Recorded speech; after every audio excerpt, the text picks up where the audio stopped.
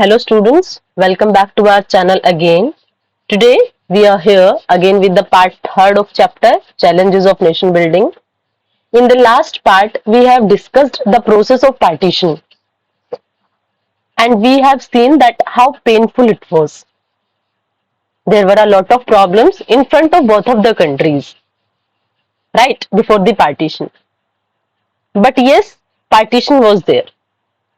But now, after partition, what? What were the consequences of partition? Today we are going to study that.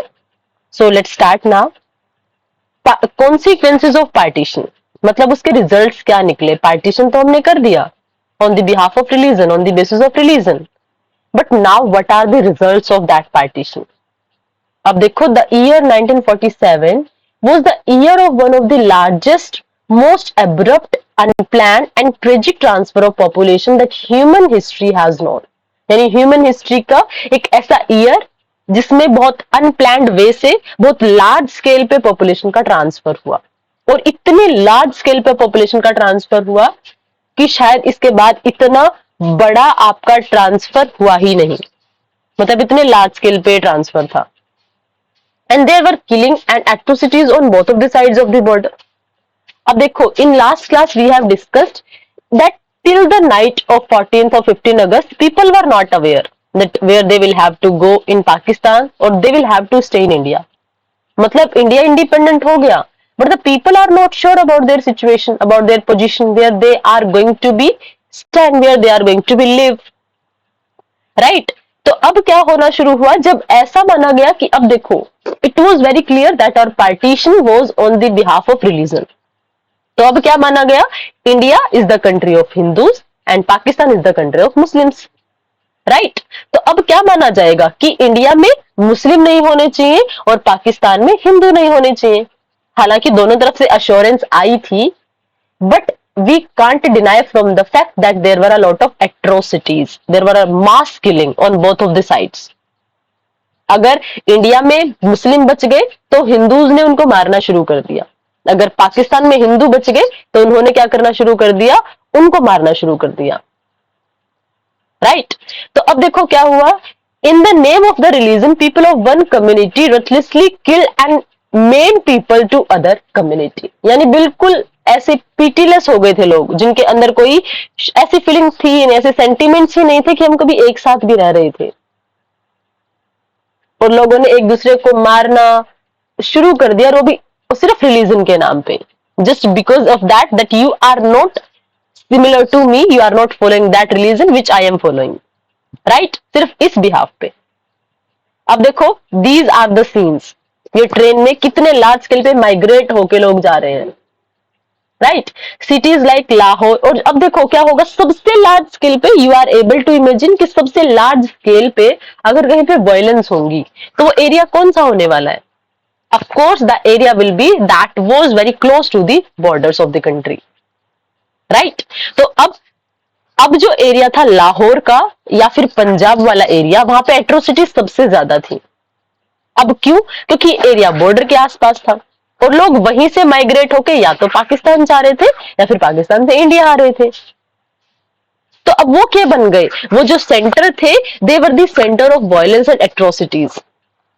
So Lahore, Amritsar and Kolkata ये बन. अब देखो कोलकाता क्यों बनेगा, because in the last class we have discussed that there was one part where there were Muslims in majority, that was East Pakistan, जिसको East Pakistan का नाम दिया जाएगा, राइट? अब ये क्या था, और कोलकाता उसकी बाउंड्री पे था, क्योंकि वेस्ट बंगाल जो वेस्ट बंगाल की कैपिटल है दैट इज कोलकाता, है ना? तो अब अगर वहां से लोग शिफ्ट होके जाएंगे या फिर वहां अगर वेस्ट ईस्ट पाकिस्तान से लोग शिफ्ट होके माइग्रेट होके इंडिया में आएंगे तो अब क्या होगा, there will be problem. That's why Kolkata, Amritsar and Lahore became the centre of violence. अब क्या था, और ये क्या बन गए, कम्युनल जोन. कम्युनल जोन मतलब सेंटर बन गए जहां पर रियोट्स हो रहे हैं सारे के सारे. Muslim would avoid going into an area where mainly Hindus or Sikh lived. Similarly, the Hindus and Sikhs stayed away from the areas of Muslim predominance. अब देखो, अगर इतनी लार्ज स्केल पे वायलेंस हो रही थी तो अब लोग क्या करेंगे? अगर हिंदूज है तो वो ऐसे एरिया में नहीं जाएंगे जहां पर मुस्लिम ज्यादा है, मुस्लिम है तो ऐसे एरिया से बचने की कोशिश करेंगे जहां पे हिंदू ज्यादा है। बिकॉज किसी को नहीं पता था कि कब कहां कितनी लार्ज स्केल की वायलेंस होने वाली है, राइट? अब forced to abandon their homes and move across border, people went through immense suffering.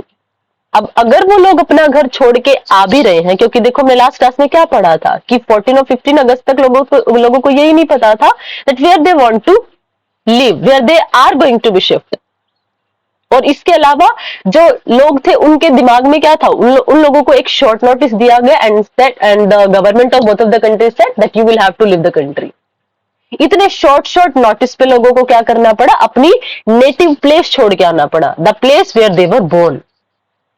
अब इसका इंपैक्ट क्या पड़ेगा? इसकी वजह से बहुत लार्ज स्केल पे सफरिंग हुई, राइट? क्योंकि अपने नेटिव प्लेस को छोड़ के जाना, किसी दूसरे प्लेस पे सेटल होना, और ये जो सारी प्रोसेस थी दैट वाज वेरी पेनफुल।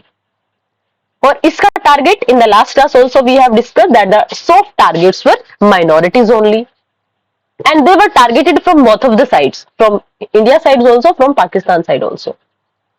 अब देखो यहां पे क्या हुआ, minorities on both of the sides of the border fled their home and often secured temporary shelter in the refugee camps. अब देखो दोनों कंट्रीज ने क्या बनाए, as we have discussed in the last class, कि assurance दोनों तरफ से था कि मोहम्मद अली जिन्ना ने भी बोला if you are Hindu you can go to your temple freely, right?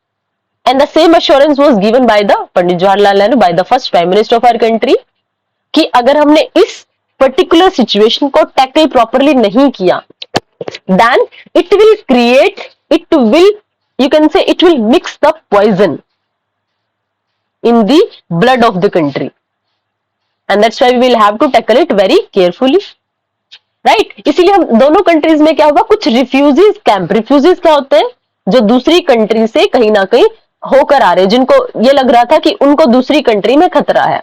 अगर मान लिया मुस्लिम्स थे, उनको लगा that they are not secure in India, so they will stay in the refugees camp of Pakistan. In the similar way, if there are Hindus who have migrated from Pakistan and they were feeling that they are not safe in Pakistan, so they will stay in the refugee camp of India. मतलब refugees camp बना दिए गए। उसके बाद they often found unhelpful local administration and police in what was still recently their own country. अब क्या था, administration was not helping them. इतने लार्ज स्केल पे लोग आएंगे तो इतने लार्ज स्केल के तो हम लोगों ने कोई प्री अरेंजमेंट भी नहीं किया था, because we were not aware that the situation is going to be that much terrible, and that's why there were no any kind of arrangements for that. So the people who were migrated from both of the country, they did not get support from the administration, right? They traveled to the other side of our new border by all sorts of means, often by foot. इसीलिए उन लोगों को बेचारों को क्या करना पड़ा, अब उनको जब एडमिनिस्ट्रेशन से कोई भी कॉपरेशन नहीं मिला, so they will have to travel on their feet only. मतलब इतनी लंबी लंबी ट्रैवल वो लोग फिट से, मतलब अपने पैदल चल के उन लोगों ने इतनी लंबी लंबी ट्रैवल की. And think about the situation. I am saying, imagine and try to feel the feelings, sentiments of the time of the people who were facing this problem, right? After that, they traveled to other side of the new border by all sorts of means, often by foot. Even during this journey, they were often attacked.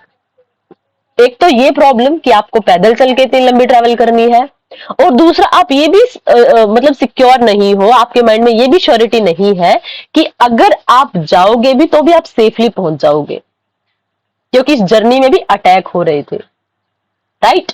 अगर आप हिंदू हो तो मुस्लिम आपके ऊपर attack करेंगे, अगर आप मुस्लिम हो तो हिंदूज अटैक करेंगे, राइट? अब इसके बाद किल्ड और रेप्ड, और सबसे सॉफ्ट टारगेट कौन होगा? That was vulnerable section of the society. In the last class, we have discussed that it was the minority group. But where there was a large scale of displacement, so the soft targets were female also, because they were easily captured and raped also. And thousands of women were abducted on both sides of the border. इसीलिए क्या हुआ? Thousands of female, they were made the soft targets. And they were made to convert to their religion of their abductor and were forced into marriage. उसके अलावा उन लोगों को, उन औरतों के साथ कैसे ट्रीट किया गया कि उनको फोर्सफुली उनका रिलीजन चेंज करवाया गया और फोर्सफुली उनको मैरिज के रिलेशन में टाई करने की कोशिश की गई. Some were raped also, some were murdered also, right? Because women is the that vulnerable section of the society which can be easily targeted, right? अब in many cases women were killed by their own family members to preserve their family honor. अब कुछ को तो border पे लोगों ने target बना लिया और कुछ को क्या कर दिया, फैमिली वाले मेंबर्स ने खुद ही मारना शुरू कर दिया. क्यों मारा? क्योंकि उनको पता था कि अगर हम बॉर्डर क्रॉस करके जाएंगे तो इस रास्ते में बहुत सारी डिफिकल्टी है और जो दूसरे रिलीजन के लोग हैं वो रेडी बैठे हैं उनको हार्म पहुंचाने के लिए, उनको इल ट्रीट करने के लिए, उनको इंसल्ट करने के लिए. इसलिए लोगों ने क्या करना शुरू कर दिया, अपनी फैमिली के रिस्पेक्ट को बचाने के लिए कि कहीं हमारी फैमिली पे कोई स्टेन ना लगे, दैट्स व्हाई उन्होंने अपनी फैमिली की फीमेल्स को खुद ब खुद मारना शुरू कर दिया, just to protect their dignity, their family honour. तो सोच के देखो कितनी टेरिबल सिचुएशन रही होगी, that people are killing the females of their families own by own. Along with that, many children were separated from their parents. अब देखो, vulnerable section जो हमेशा वीक सेक्शन होता है ना, हमेशा टारगेट होता है. Minorities were targeted, women's were targeted, now the next target were children. क्योंकि पार्टीशन में क्या हुआ, बहुत सारे बच्चे अपने पेरेंट्स से सेपरेट हो गए. And those who did manage to cross the border found that they had no home. अब देखो, कुछ मान लिया बच के अपने पेरेंट्स के साथ आ भी गए तो अब वो जहां पर माइग्रेट होके आए हैं यहां पर उनके पास होम ही नहीं है, उनके पास रहने के लिए जगह ही नहीं है, राइट? अब उसके बाद for lacks of these refugees the country freedom mean life is refugees camp for months and sometimes for years. अब उनके लिए, अब now think those people who were migrated, there were lot of problems and they were not having any solution for that because they were living in the fire of violence only. So there was one option for them, that they will have to stay in the refugees camp only, right? After that, writers, poets and filmmakers in India and Pakistan have expressed the ruthlessness of the killing and the suffering of displacement and violence in their novels, short stories, poems and the trauma of partition. अब इन लोगों ने क्या करने की कोशिश की अपने words के थ्रू, जैसे हम लोगों ने पोएम्स और लाइन स्टडी भी की थी, डॉन ऑफ फ्रीडम. उसके बाद हम लोगों ने एक और पोएम स्टडी की थी जिसमें क्या था, एक्चुअल सिचुएशन दिखाई गई थी. And the poets was trying to say कि हमारी कंट्री में क्या हो रहा है, फीमेल्स को कैसे टारगेट बनाया जा रहा है, हमारी कंट्री की रिवर्स जो कभी प्योर वाटर फ्लो करती थी बट अब उनमें क्या फ्लड, अब उनमें ब्लड फ्लो हो रहा है. और वो ब्लड कैसा है, रिलीजन के नाम पे जो वायलेंस हो रही थी उसका blood. So lot of the thinkers, lot of the poets, lot of the writers have tried to express their ideas, sentiments, feelings, the pain of the people through their words, right? और इसके बाद they have often used the phrase that the survivor themselves used to describe partition as a division of hearts. और अब देखो एक इतनी important line लिखी है कि आपने जो डिवीजन कर दिया, उस डिवीजन का मतलब ये नहीं था, उस पार्टीशन का मतलब ये नहीं था कि आपने वो बाउंड्री कहीं ना कहीं खींच दी है, आपने एक दीवार खींच दी इंडिया और पाकिस्तान के बीच में. That was not the meaning of partition, that was not the meaning of separation. But what was the actual meaning, कि आपने क्या कर दिया, डिवीजन ऑफ हर्ट्स. हमने क्या कर दिया, रिलीजन के नाम पे हर्ट्स को डिवाइड कर दिया. पहले जो एक कंट्री इंडिया, जिसमें कंसीडर किया जाता था दैट हिंदूज एंड मुस्लिम्स, ये क्या है, ऐसी कम्युनिटी है जो इस इंडिया का बेस है. बट अब हमने क्या कर दिया, अब जब पार्टीशन हुआ, और पार्टीशन की पिक्चर आई थिंक आप लोगों के सामने है, इतने लार्ज स्केल पे जब पेन हुई, इतने लार्ज मास किलिंग हुई, तो अब क्या होगा, अब इसको लोगों ने क्या बोला है, इस सिचुएशन को कंसीडर किया है पार्टीशन ऑफ हार्ट्स, कि हमने लोगों के हार्ट में कहीं ना कहीं डिस्टेंस जनरेट करनी शुरू कर दी. अब देखो, अगर कोई ऐसे लोग होंगे जो मुस्लिम लोग थे, अगर वो by chance they were living in India, they will not be able to live with that much peace, that much security by which they were living before independence. And the same situation was with the Hindus also who were living in Pakistan, that they will not be able to feel themselves secure. Every time there will be a feeling of insecurity in their mind. और जो इतने large scale पे violence हुई, उसकी उसका जो result है ना, कॉन्सिक्वेंसेज है, आज तक आप लोगों के माइंड में कहीं ना कहीं विजिबल होते हैं. Till now we are not able to make good relation with Pakistan. That's why this situation is described with the division of hearts.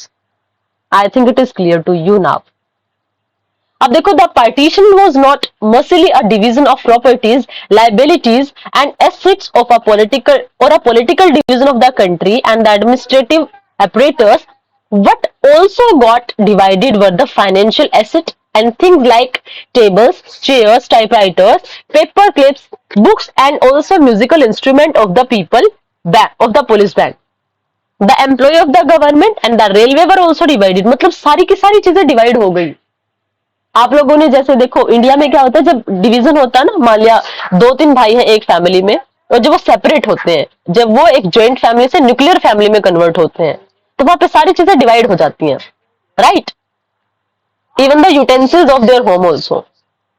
The same thing was with India also, कि यहाँ पे क्या होना शुरू हुआ, सारी चीजें डिवाइड होगी. टाइपराइटर्स, हमारा फाइनेंशियल एसेट, टेबल, चेयर, सब कुछ डिवाइड हो गया. Along with that musical instrument also. और उसके अलावा हमारे एम्प्लॉयज और हमारी जो रेलवेज थी, they were also divided. Above all, it was a violent separation of communities who had hitherto lived together as neighbors. यानी उन लोगों का भी डिवाइड कर दिया, डिवीजन कर दिया आप लोगों ने, जो पहले कभी नेबर की फॉर्म में रह रहे थे.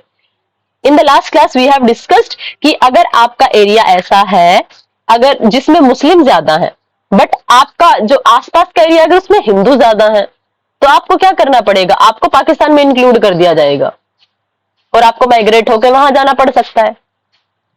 तो इट मीन्स हमने कल एक वर्ड पढ़ा था कि जो aliens, you now the people were alien on their own land. तो यही वो चीज है कि पहले जो एज आर नेबर्स लोग रह रहे थे, अब वो एलियन की तरह ट्रीट करना शुरू कर दिया. मतलब अगर कोई माइनॉरिटी ग्रुप है, तो जो मेजोरिटी ग्रुप है, अब वो उसको एलियन की तरह ट्रीट कर रहा है. और पहले क्या था, पहले they were living just like the neighbours.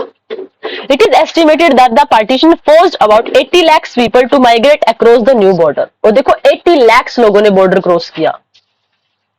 How big, you can say how big data it is.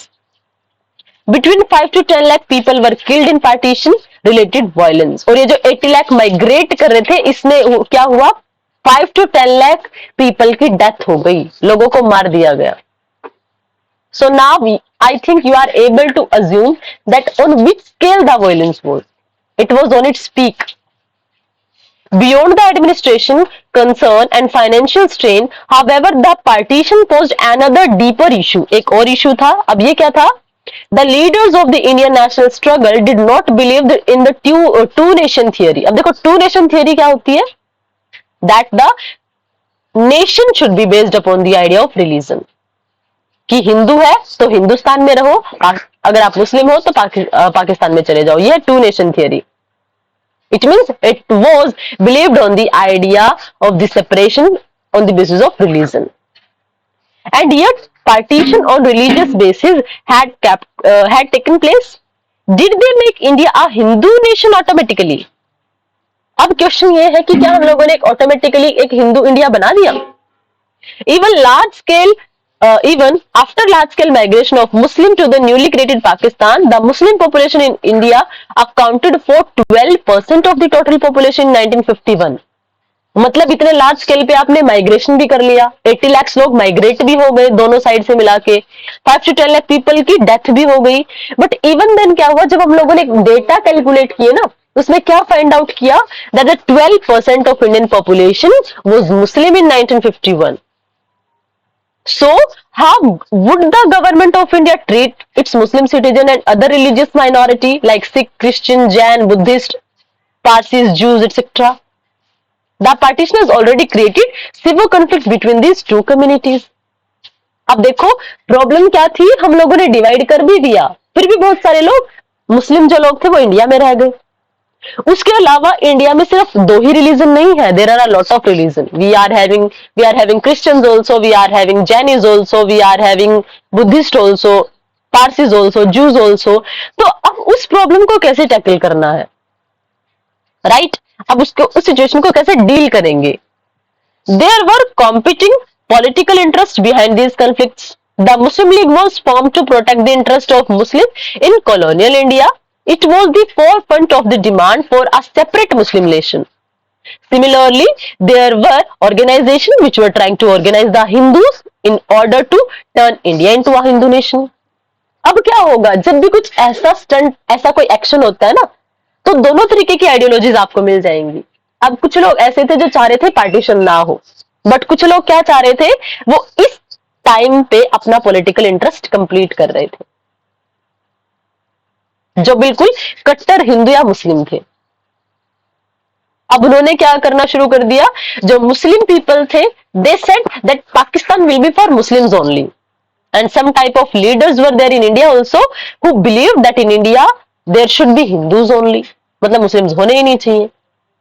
But most leaders of the national movement believed that India must treat persons of all the religions,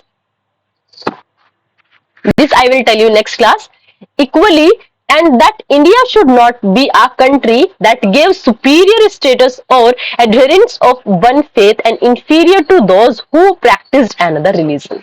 But जो हमारे freedom struggle के leaders थे, उनको ये पता था कि आप लोगों ने जो फ्रीडम गेन की है ना, that is not the result of any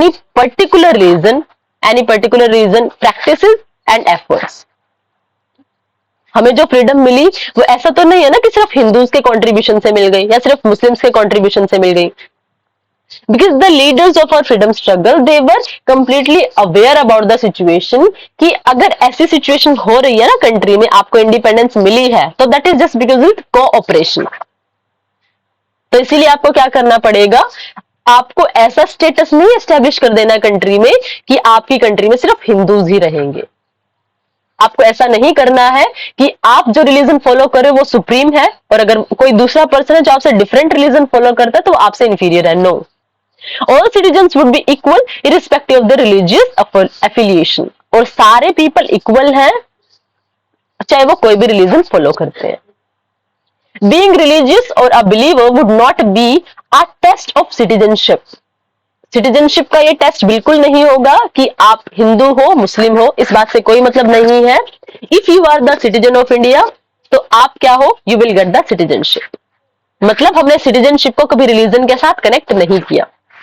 they cherished therefore the ideal of a secular nation. This ideal was enriched in the Indian constitution. और यहीं से जो हमारा आइडिया आता है वो किसका आता है, एक सेक्युलर नेशन का। और ये सेक्युलर नेशन क्या था, जिसमें किसी भी रिलीजन के नाम पे लोगों के साथ ऐसा नहीं, स्टेट इंपोज नहीं करेगा कि आप हिंदू रिलीजन को फॉलो करोगे, आप अपने रिलीजियस बिलीफ्स को पीछे छोड़ दोगे। State will not interfere in any of the aspect. You are completely free to do your worship in any manner in which you want to do it. मतलब अब लोग कंप्लीटली फ्री होंगे on the basis of their religion. This was the idea which was presented by the leaders of the freedom struggle of India. मतलब हमने कहीं ना कहीं India में क्या करने की कोशिश की, हमने कोशिश की that India should be a that type of state in which people are having every type of freedom and there should be no any kind of discrimination, specially on the religious base. Because we were completely aware about the situation that India was partitioned on the basis of its religion only. So that's why this religion should not be able to create any kind of hurdle in the development of the society. I think the idea is clear to you. The major consequences are also clear to you. Now the idea of Mahatma Gandhi related to freedom struggle, related to partition, we will read in next class. And this thing we also discuss that what was happening in the country at the time of partition, what was happening. This thing we will discuss in the next class. I hope it is completely clear to you and you are able to understand the pain of displacement, and you are able to understand how terrible scene it was, because on a large scale there were killings, right? There were mass killing, there were violence only, females, children, they were the soft targets only, है ना? People were having the feeling of insecurity only. They were treated just like the aliens in their own in the middle of their own neighbors. So this was the situation after the independence. ये निकले consequences. And because of these consequences, there was not the partition of boundaries only, but there was the partition of hearts. हमने hertz में एक दीवार खड़ी कर दी जिसने लोगों को रिलीजन के नाम पे डिवाइड कर दिया. I think till now it is clear to you. And if you are having any kind of query, any kind of doubt, you can ask your doubts in comment section. Till then, keep studying, keep learning. Next part we will do in next video. Thank you. Thanks a lot.